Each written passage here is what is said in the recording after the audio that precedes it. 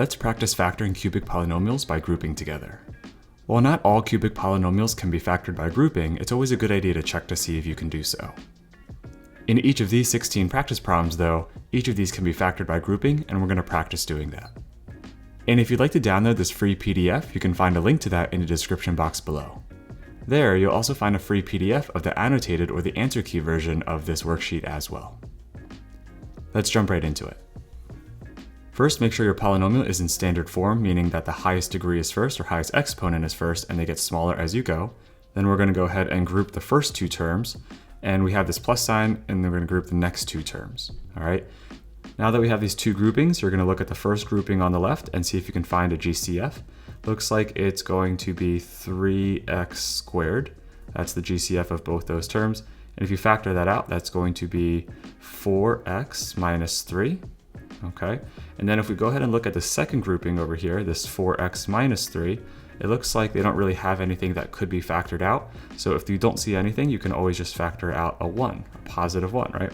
So if we factor out a positive 1, then this 4x minus 3 is just going to stay the same. Again, if you want to check this, you can go ahead and distribute this 3x squared to both of these terms to see if it matches the original. And you can also go ahead and multiply this 1 and distribute it and see if it matches what we had in the beginning as well. So at this point, take a look and notice that we have these two terms, these two larger terms that look like this, right? And between these two terms, look and see what they both have in common. They both have this 4x minus 3 and 4x minus 3. So if you look at these two terms that are separated by the brackets there, they both have that 4x minus 3 binomial that's in the black color there, right? Now that means you can factor that out as a GCF between those two terms. So if we go ahead and write 4x minus 3, we can multiply that by whatever's left, which is going to be this 3x squared plus 1. Once you get to this point, this is a linear binomial, so it cannot be factored anymore. And this is going to be a quadratic binomial, so technically it could be factored, but I don't think we can in this case. For number 2, the polynomial is written in standard form already, so we can go ahead and just group the first two and then group the last two terms here. All right, looking at the first grouping on the left, this 2x cubed plus 5x squared, looks like they have a GCF of x squared. So I'm going to factor out an x squared. And if we do that, we're going to be left with 2x plus 5. Okay, and you can go ahead and check and distribute that and make sure that works. And then for the second grouping, looks like for the 6x plus 15, that they have a GCF of positive 3. So I'm going to pull out a positive 3 here. And if we do that, we're going to be left with 2x plus 5. Okay. Now we have these two groupings here. So we have this big grouping on the left, and we have another grouping on the right. And notice that when we have factored out these GCFs of the groups, that both of these two bigger terms has this 2x plus 5 in common. So we can go ahead and factor that out as the GCF between these terms, 2x plus 5. And if we do that, we're going to be left with x squared plus 3. Okay, just like in number 1, the 2x plus 5 here is a linear binomial, so those can never be factored more. Then we have this quadratic binomial, and we should try to see if we can factor it, but it's not something we can factor, so we're just going to leave it alone. Let's check out number 3. For number 3, we're going to start by checking that it's in standard form, which it is, and then we're going to go ahead and group the first two terms here, and then group the last two terms here. Okay. Now looking at the first two terms, looks like 3 and 4 have a GCF of 1, but both these terms have x squared in common, so we're going to factor out x squared. If we factor out x squared as a GCF, we're going to be left with 3x minus 4. All right, and then for the 9x minus 12, looks like 9x and 12 both have a 3, so I'm going to factor out a positive 3, and we're going to be left with 3x minus 4. All right, so now looking at these as two pieces, so this is over here, one term, and then we have another term over here. And both of these have this 3x minus 4 in common. So when this happens, that means you can factor by grouping, because sometimes this doesn't happen. So we can factor out this 3x minus 4, because they both have it. And then what are we left with? If we factor that out, we have this x squared plus 3. So on the left side here, we have another linear binomial like the first two examples, can't be factored. And just like in the last example, this one can't be factored either. So you should check it because it's quadratic, and you can potentially factor quadratics, but not in this case. Here's number 4. For number 4, we're just going to go right ahead and group the first two. And you're going to have to be a little bit more careful with this one just because there's a minus sign in between. So be careful and watch how the signs are going to change a little bit here. All right. So for this one on the left, we have this 12x cubed plus this 2x squared. And so the GCF, I think, is going to be 2x squared. And if you factor out 2x squared, we'll have 6x plus 1 left.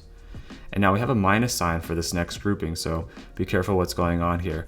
Let's go ahead and factor out maybe a 5. It looks like we can put out a 5 here, so I'll put a minus 5.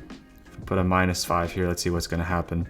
Inside here, we're going to have a 6x, and then we're going to have to actually put a plus 1 in the second binomial here. Now, just to go ahead and double check this, if you take this negative 5 and multiply it by positive 6, you do get the negative 30 we had, and take this negative 5 and multiply by positive 1, and that's going to be the negative 5 we started with. So that's why I put this plus sign at the very end to make sure that the signs do match up to the original polynomial. So if you're not sure, just distribute just to check to see if it's going the way it's supposed to. Looking on the grouping on the left, it has this 6x plus 1 as a binomial, and the one on the right also has a 6x plus 1. So we can go ahead and factor that out because that's the GCF of these two terms. And what are we left with? We're going to be left with this 2x squared minus 5. All right, so that's going to be the most factored form, I believe. This is linear, so it can't be factored anymore. And this one over here is not factorable. So it's not a special pattern or anything like that. It's just going to stay just as it is. Looks like I forgot to underline this one earlier, so I'm just going to do that just so everything lines up. Let's check out number 5. Okay, let's go ahead and just group the first two. Hopefully as you practice it gets easier. If you feel like you want to pause it and give it a try, that's also totally okay. Looking at the first two terms here, it looks like we could factor out 2x squared. Okay, factoring out 2x squared, we will be left with 3x minus 8. And looking at the next grouping, I like these plus signs. You don't have to worry about flipping signs. And then it looks like 7 is going to be the GCF here. So 7 multiplied by the quantity of 3x would get us 21x. And then it looks like we need a minus 8 because 7 times negative 8 is negative 56. Okay, so we just went ahead and factored the first grouping on the left, and then we factored the second grouping on the right. And then we have these two pieces here. So this is the one on the left and the one on the right, and they both have this 3x minus 8, so 3x minus 8, and they also are going to be left with this 2x squared plus 7. Now this one can't be factored, it's linear. This one is quadratic, but it doesn't look like it can be factored either. Okay, for number 6, let's go ahead and take a look at this one. We group the first two. Be careful, there's a minus sign here. We're going to have to flip some signs for that one. Okay, so let's see. For this one on the left, looks like we can factor out a 4 as well as an x squared. Okay, so 4 and then x squared. If we go ahead and do that, then we're going to be left with x minus 3. And then for the second grouping, let's factor out a negative 5, just because 5 goes into 5 and 15. If we factor out a negative 5, then we need to leave an x here, because negative 5 times x is negative 5x. But be careful and make sure we put a minus 3 in here, just because we need a negative 5 and negative 3 to make the positive 15 that we had in the beginning. So for the second one, just be careful and make sure you put that minus 3. Now look at this first grouping, and then look at the second grouping.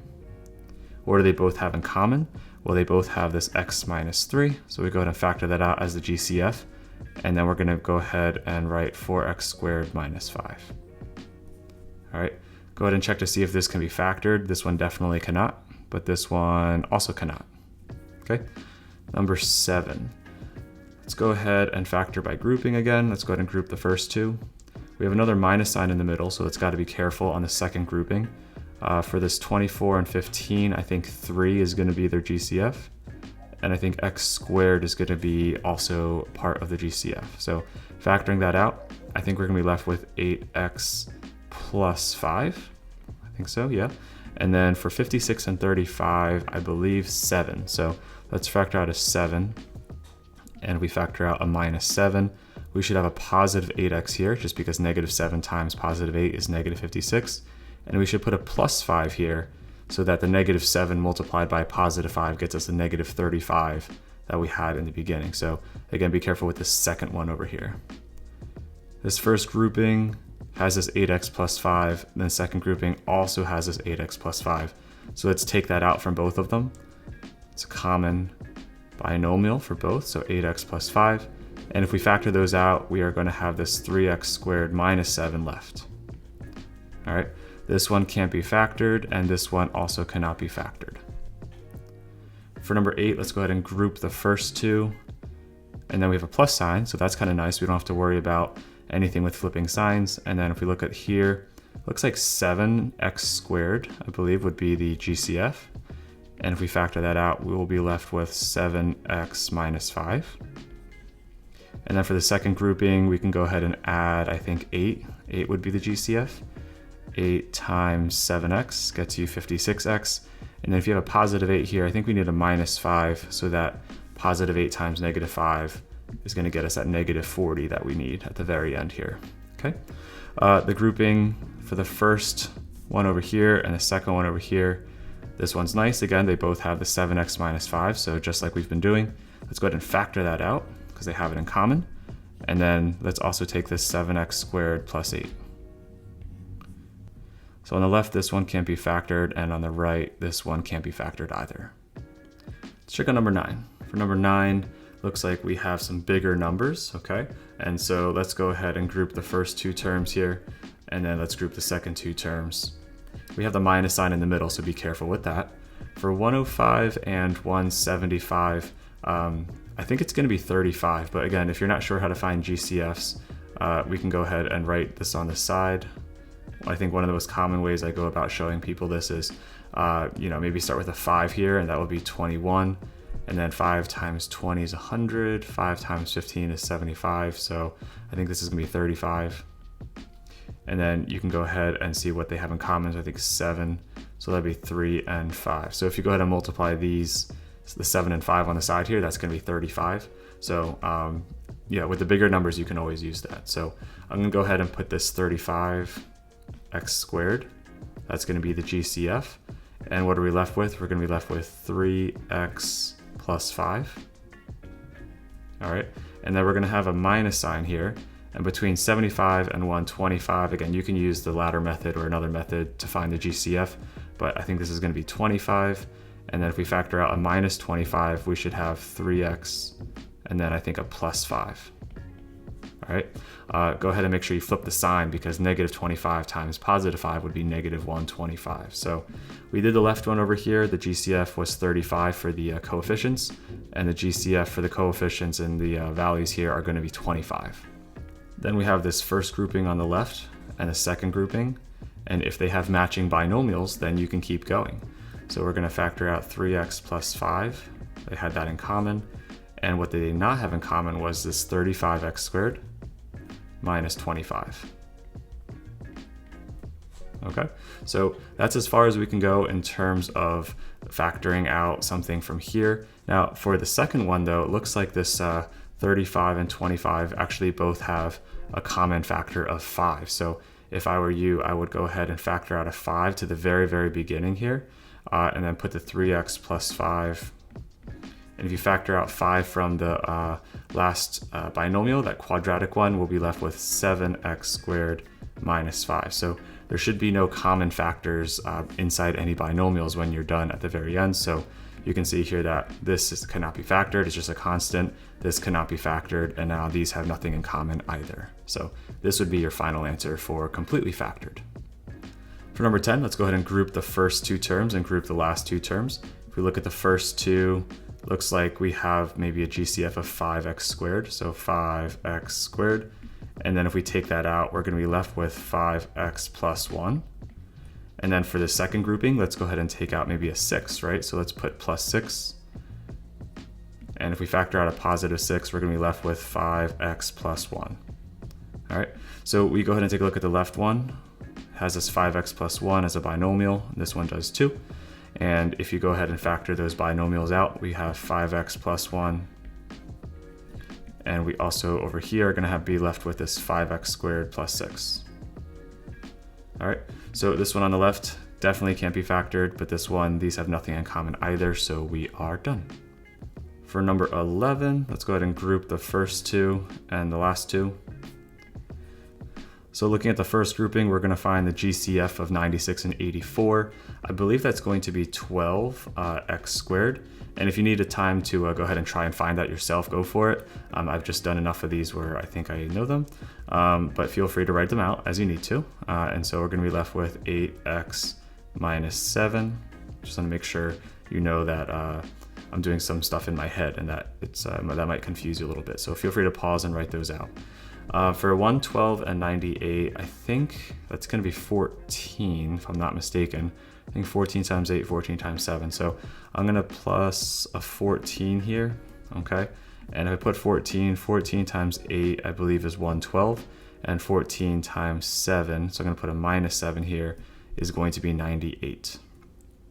All right, so looking at this first grouping on the left, and then the second grouping on the right, we can notice that they both have this 8x minus 7, so we'll take this binomial of 8x minus 7, and then we're left with this 12x squared plus 14. All right, the one on the left here doesn't look like it can be factored at all. The one on the right though, notice how they have this 12 and 14, so they have a GCF of 2. So what we're going to do at the very end here is factor out a 2 in front of our 8x minus 7. And at the very end, half of 12 is going to be 6, we have 6x squared, and then half of 14 is going to be 7. So this would be the final factored form. This can't be factored, this can't be factored, and this also now can't be factored. Let's check out 12. For number 12, let's go ahead and group the first two and group the next two. Be careful with that minus sign there. For this first grouping, I think we have 4 as maybe a GCF, so 4x squared. Put 4x squared. If we factor that out, 4 times 7 is 28, so we'll have 7x. And then 4 times 4 is 16, so 7x plus 4. Now we have a minus sign here, so keep the minus, okay? For 21 and 12, I think 3 is the GCF, so factor out a 3. A minus 3 times a positive 7 will get you that negative 21.